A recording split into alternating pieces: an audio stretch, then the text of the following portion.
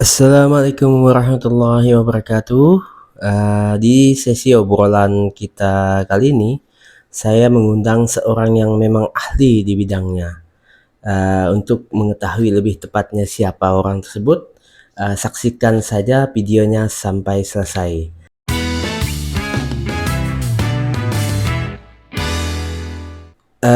Baik Pak, terima kasih sebelumnya saya ucapkan karena telah bersedia untuk hadir di obrolan kita kali ini. Dan saya ucapkan selamat datang Pak di Lesehan Asik. Jadi sebelum kita memulai perbincangan dan obrolan kita, mungkin bisa memperkenalkan sedikit siapakah diri Bapak ini. Baik Dek, Bapak juga berterima kasih karena telah diundang di acara Ade ini. Bapak memang cukup berharap untuk diundang di acara Ade ini, selain karena ada honornya. Yang kedua, Bapak ini ingin juga menyampaikan unek-unek Bapak tersendiri karena terkait dengan pekerjaan Bapak. Jadi Bapak cukup mengetahui sesuatu hal-hal tersebut. Untuk lebih jelasnya siapa Bapak ini, Bapak ini adalah kemudian domisili Bapak berada di jadi pekerjaan Bapak ini adalah seorang pengamat. Jadi tadi Bapak menjelaskan bahwa pekerjaan Bapak ini adalah seorang pengamat. Mungkin bisa dijelaskan sedikit Pak, sebenarnya bagaimana sih spesifikasi dan model pekerjaan Bapak sebagai seorang pengamat ini? Oh, itu pertanyaan yang sangat bagus sekali dan menarik, Dek.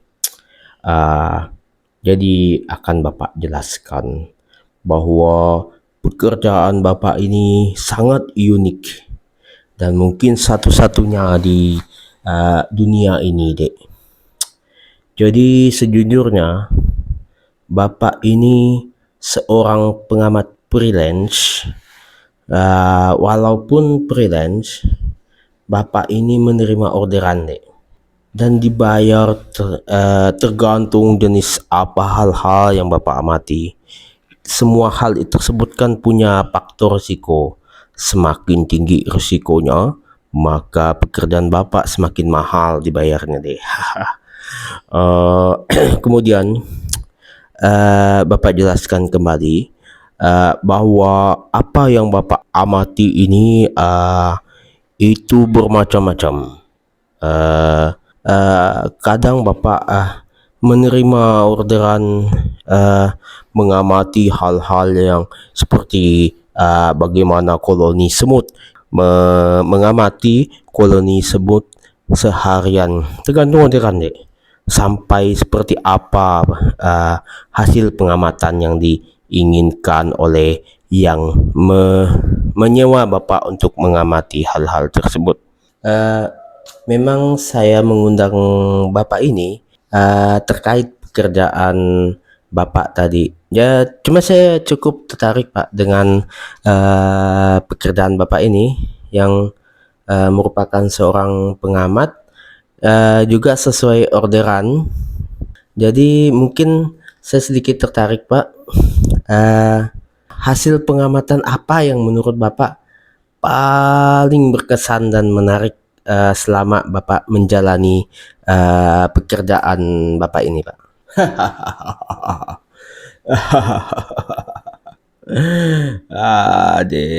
Ini pertanyaan yang benar-benar menarik bagi Bapak. Sejujurnya memang ada beberapa, cuma yang satu ini benar-benar sangat mengesankan dan aduh, ini resikonya sangat tinggi. Jadi bayarannya memang cukup mahal waktu itu. Bapak meminta bayarannya, Dek.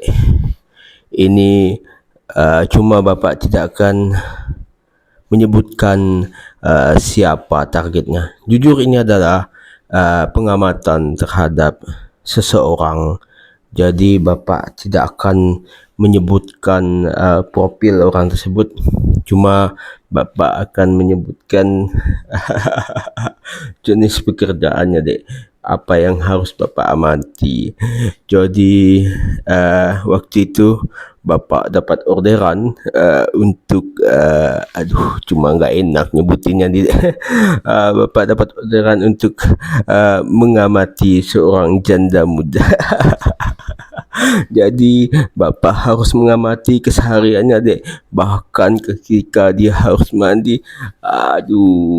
Ini benar-benar pekerjaan yang penuh risiko. Bapak harus memikirkan berbagai macam jenis cara untuk mendapatkan semua informasi terkait janda muda itu, Dek. Itulah, Dek, yang menurut Bapak paling mengesankan. Saya cukup kaget, Pak. Ternyata pekerjaan Bapak ini sampai mengamati personality ya, Pak ya. Tapi kali ini saya mengundang Bapak di sini bukan terkait hasil pengamatan janda muda itu, Pak. Saya cukup surprise dengan pekerjaan Bapak ini. Oke, Pak. Terkait undangan saya dan tema kita kali ini, Pak. Saya khusus mengundang Bapak karena saya ingin berbicara dan ngobrol dengan Bapak dan berdasarkan hasil pengamatan Bapak terhadap isu yang ada saat ini, yaitu terkait kelangkaan dan kesulitan masyarakat untuk mencari tabung gas 3 kilo yang notabene harusnya untuk Indonesia yang kaya dengan minyak dan gas, harusnya tidak ada permasalahan seperti itu, Pak. Ini yang mungkin saya butuh pencerahan, ataupun mungkin Bapak sebagai pengamat yang telah mengamati hal-hal ini, mungkin Bapak bisa memberikan sedikit gambaran terkait terjadinya kelangkaan gas LPG 3 kg itu, Pak. Sangat menarik, Dek. Memang walaupun Bapak belum mendapatkan orderan terkait kelangkaan gas LPG 3 kg, tapi karena hal ini telah viral akhir-akhir ini, jadi insting Bapak sebagai seorang pengamat itu langsung memutuskan untuk mengamati hal-hal ini, Dek. Hal ini cukup komprehensif, jadi banyak sekali faktor yang mempengaruhinya, Dek. Kita lihat kembali, ada pernyataan dari menteri yang juga heran bahwa gas LPG dijual mahal, padahal harganya cuma belasan ribu, tapi bisa dijual sampai 30 ribuan, Dek. Bapak juga heran, Dek, kenapa kelangkaan gas LPG 3 kg ini bisa terjadi. Kemudian ada wacana-wacana bahwa gas LPG subsidi, khususnya gas melon itu yang 3 kg katanya akan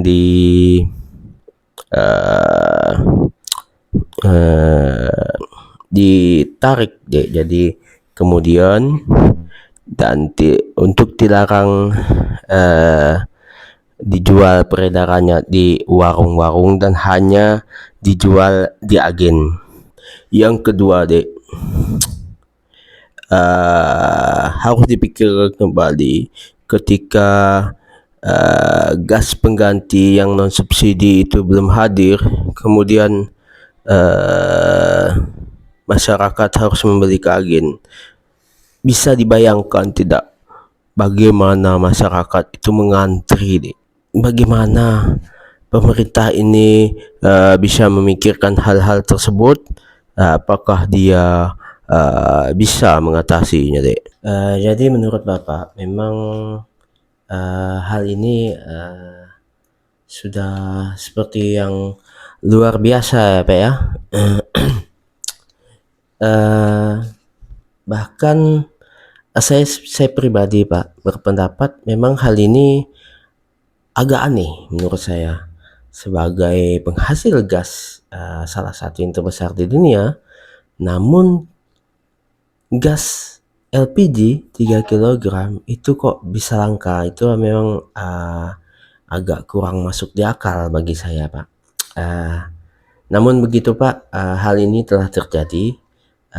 Jadi mungkin saja Bapak sebagai seorang pengamat tentunya punya pemikiran-pemikiran sendiri yang menurut Bapak, karena saya yakin Bapak selain mengamati pastinya melakukan analisa dari hasil pengamatan Bapak itu, apa Pak yang menurut Bapak terbaik harus dilakukan untuk mengatasi hal-hal seperti ini supaya tidak terjadi lagi di masa yang akan datang, Pak. Baik, Dek. Jadi menurut Bapak pribadi ya, berdasarkan hasil pengamatan Bapak, seharusnya memang hal-hal ini tidak terjadi, Dek. Bapak mungkin bisa memberikan beberapa pandangan atau ini adalah pendapat Bapak. Jadi yang pertama, ada permainan dari tengkulak-tengkulak yang kemungkinan telah mengetahui rencana pemerintah untuk meluncurkan gas non-subsidi 3 kilogram. Perkiraan Bapak seperti itu, sehingga ada tengkulak-tengkulak yang memang menahan gas 3 kilogram yang subsidi. Sehingga ketika gas non-subsidi diluncurkan, mereka bisa mendapatkan keuntungan yang besar. Yang kedua, pelaku usaha kecil dan menengah, khususnya di bidang kuliner, mereka rata-rata menggunakan gas LPG 3 kilogram. Oke lah, sebenarnya mereka harus menggunakan gas non-LPG. Namun, harus dipikirkan kembali. Barang ini telah terjadi, tidak mungkin kita menceramahi mereka kembali. Harusnya sudah terlanjur karena dari awal tidak diawasi dengan benar. Maka kesalahan terbesar bukan hanya pada penggunanya, tapi juga pada pengawasnya yang tidak melaksanakan tugasnya dengan benar. Kenapa tidak dibatasi dari awal sehingga masyarakat yang notabene seharusnya menggunakan gas-gas non-subsidi, tapi akhirnya memilih menggunakan gas subsidi. Jadi sebenarnya tidak serta-merta langsung dilarang, karena itu akan membuat ras dan kerugian kepada masyarakat. Adik bayangkan mereka para pelaku usaha kecil itu, pelaku usaha mikro itu, pelaku usaha perseorangan itu, mereka akan kesulitan melanjutkan usaha mereka, apalagi masyarakat miskin itu deh. Adik bayangkan kalau harus dibeli di agen, masyarakat miskin tidak semuanya berada di dekat agen, ada yang di kampung-kampung. Bagaimana caranya mereka membelinya kalau harus pergi ke agen yang ada di kota? Tidak masuk akal itu. Mungkin dari yang Bapak sampaikan tadi bisa saya rangkum bahwa mungkin ada kebijakan-kebijakan dan juga pengawasan dari pengambil keputusan terhadap kebijakan gas LPG 3 kilogram itu yang memang dari awal sudah kurang tepat dan kurang ketat. Bapak menyampaikan bahwa harusnya kebijakan yang diambil terkait gas LPG 3 kg ini, jangan dulu menghentikan